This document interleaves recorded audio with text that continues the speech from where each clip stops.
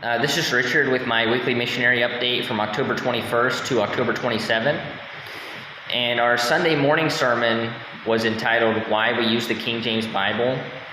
And then our Sunday afternoon sermon was called An Industrious Gospel Presentation.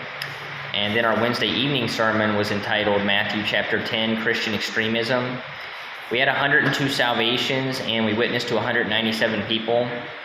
And we had our building move this week on Monday, so it was a fairly smooth transition because the schools weren't open. We couldn't get in the schools to preach the gospel anyway.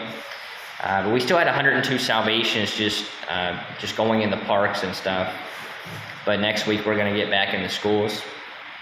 But everything's pretty much moved. We just want to set up a few more signs, and we're also going to get an air con for the room being used for the services.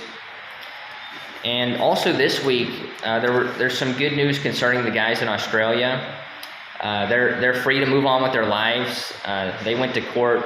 It was also on Monday, and they all just had to pay, I think it was like a $1,400 fine.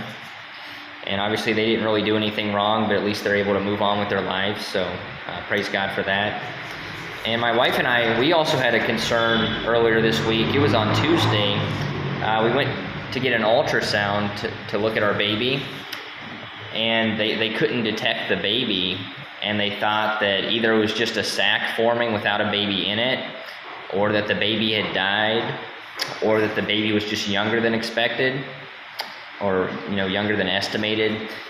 So the next day we went to get a more detailed ultrasound somewhere else, and obviously we've been praying about it ever since we heard the news from the previous day that the baby hadn't died or that there was no baby in the sac. But praise God that the baby was just actually younger than their estimation, and that's why they weren't able to detect it. But God bless everyone. Until next week, thank you.